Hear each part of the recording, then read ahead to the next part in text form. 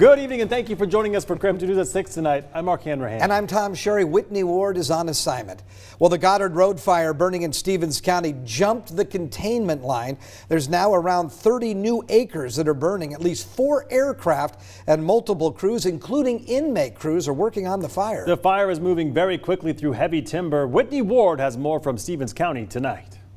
I'm here in Stevens County, just off of Pleasant Valley Road. We're about 15 miles south of Kettle Falls. We now know that the Goddard Road fire, which has been burning in Stevens County now for several days, has jumped containment and is now burning out of control here in this direction. You can see a lot of black smoke. That is obviously new fuels. That means it's burning through heavy timber. Obviously, this is a situation that firefighters did not want, especially in the middle of today's red flag warning. I just got off the phone with DNR. They told me that the fire jumped containment lines earlier today and is now burning out of control. About 30 to 40 acres of new burn. The Goddard Road fire had previously already burned about 650 acres. This is new burn as of today. So they've got multiple aircraft working on this fire as well as multiple hand crews. So we just saw an inmate crew down the road as well. They have been here already working on the Goddard Road fire. Now all hands on deck here trying to maintain control of this fire. These homes directly in front of us, you can see those are under level 2 evacuations right now.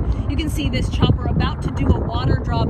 They're working hard with air attack right now because that's the best way to try to get this under control. But again, it's very windy up here today, and obviously it's very hot and dry. We're going to work to get more information for you, but that is the latest right now in Stevens County. Whitney Ward, KREM 2 News.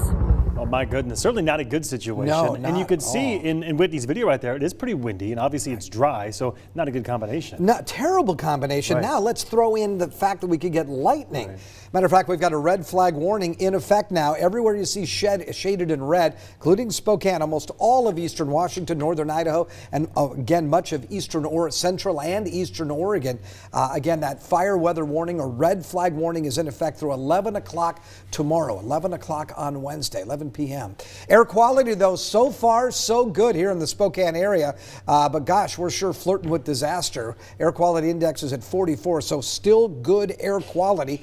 87 degrees, and our high today was not much more above 87, so it was actually one of the cooler summer days that we've seen. There are the lightning storms moving through areas of western and now into central Montana. They did move up through north central Idaho into southwestern Montana. We expect a chance of more of those storms, though, after midnight tonight. And we'll look for an overnight low of 62. Again, tomorrow, maybe morning isolated dry lightning storms, and then we'll look for clearing in the afternoon with a high of 87. And then we're back to the heat. 94 on Saturday, 93 on Sunday with lots of sunshine and possibly hazy conditions. I'll have a look at your 10-day outlook coming up in a few minutes. Sounds good, Tom. Thank you very much. Now moving on to other wildfires we're tracking in the area. In Okanagan County near Mazama, the Cedar Creek fire, now it's 5,000 acres in size and it is growing. The containment and cause of the fire still unknown tonight. Level 3 evacuations are issued for that area. Also in Okanagan County, the Cub Creek fire. This fire burning over 32,000 acres is near Winthrop. Its containment is only at 5%. Level 3 get out now evacuation orders in place for east and west Chewuk roads and along both sides of Cub Creek Road in the west. Level 2, be ready to evacuate orders have been issued for Lost River Road to Mazama, then east toward Winthrop on Goat Creek Road to Milepost 3. This area is all on the north side of the Methow River. Meantime, the Red Apple fire burning in Wenatchee has now grown to more than 12,000 acres. Good news, though, crews have it 83% contained. All evacuations have been lowered to level 2 or level 1. Friday, investigators determined the fire was human caused, but still unknown how exactly it started. The Red Apple fire, just one of 9 major wildfires burning across the state as fire danger continues to increase amid this historic drought. And one of the biggest fires burning in the inland northwest is in west central Idaho. The Snake River complex has now ballooned to more than 107,000 acres. Crews have been able to get a better handle on it. Matter of fact, its containment is about 70%. Evacuations, though, are still in place for nearby communities. And for those displaced by the fire, the Red Cross has a shelter set up for you at Echo Hills Church in Lewiston. And we're happy to report right now there are no injuries and no structures have been lost. Now to southern Oregon, where the Bootleg fire continues to spread. It has grown now to 388,000 acres and is just 30% contained. The Bootleg fire has now merged with the log fire. The blaze has burned more than 600 square miles, about half the size of Rhode Island. There are 22 fires now burning in Oregon. Well, here at KREM, we are committed to keeping you informed about wildfire season, and we know this is a lot of information, so we're making it easier for you to find out what you need to know. All you have to do is text the word FIRE to 509-448-2000. Well, earlier today, the CDC announced a majority of COVID-19 cases in the United States have been caused by the Delta variant. That variant is more transmittable than the original coronavirus strain. But what does that mean for eastern Washington and North Idaho? KREM 2's Ian Smay spoke with health leaders today about how variants are impacting us locally. Ian? Yeah, good evening, guys. The CDC is now saying that a majority of COVID-19 cases in the country, 83%, have been caused by the Delta variant. That variant is believed to be 2.5 to 3 times more transmittable than the original strain of coronavirus that led to the COVID-19 pandemic. But local health leaders say we may not be seeing the same trends here at home. While we may be getting closer to being back to normal after the COVID-19 pandemic, healthcare leaders aren't letting their guards down just yet. On Tuesday, the CDC announced that 83% of COVID-19 cases in the United States were caused by the Delta variant. That variant is known to be more easily transmitted than the original strain that causes COVID-19. The main concern is with the Delta variant. If you look at the literature, it will tell you is about over 200% more effective at transmission than the original strain. Velasquez also says it can cause a viral load 1,000 times higher than the original strain, which can cause more severe illness along with the increased chance of transmission. Spokane County is also seeing a slight uptick in cases in recent weeks as the state has reopened, with Velasquez saying case rates have gone from 78 new cases per 100,000 people up to 98 cases per 100,000 people. But that may not be due to the Delta variant.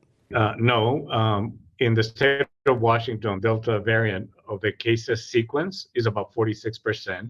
In Spokane, thus far, is about 1% of all the cases. Velasquez did point out that not all cases in Washington are sequenced for variants. In fact, he said only about 18% of cases in the state go through such testing. It's the same story over in Idaho. Catherine Hoyer with the Panhandle Health District says the state's Department of Health and Welfare is in charge of testing positive cases for variants. In a press conference Tuesday, the state's Department of Health and Welfare says the criteria for testing a case for a possible variant includes the sample having a high enough viral load to successfully go through sequencing. Panhandle Health says they have seen cases in North Idaho test positive for variants, but the Delta variant hasn't been the one causing trouble. So Alpha is the dominant variant that has been sequenced in our area so far, but take it with a grain of salt because not all tests are being sequenced. So we do believe that there's probably more variants circulating in our area that have been confirmed. The Panhandle has seen its number of new cases rise in recent weeks. Hoyer says this is likely due to low vaccination rates, something that healthcare providers are hoping to change. For a while there, it seemed like we were doing okay. Like our case counts were, steadily going down, not in a great place, but now we seem to be, we're still averaging 25 to 30 cases a day here. So it's not a place that we want to go. We're headed in the wrong direction. Now, in addition to those trends in North Idaho, Velasquez also said that one factor possibly behind more younger people coming down with COVID-19 in Spokane is lower vaccination rates. The Idaho Department of Health and Welfare said today that it plans to announce on Thursday some additional confirmed cases of variants in the state, but they are currently working to ensure that none of those are duplicates and to nail down where those cases originated.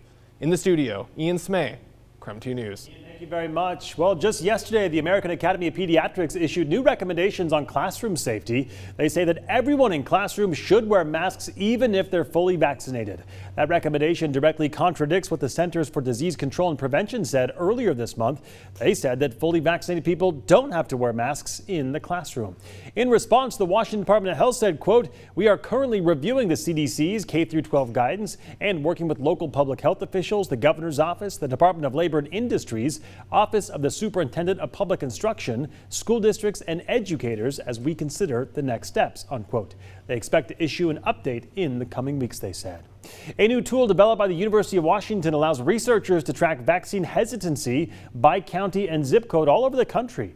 The map shows in Washington, Adams County had the most vaccine hesitancy at 15%. By comparison, the lowest counties in the state had around 4 to 5% hesitancy.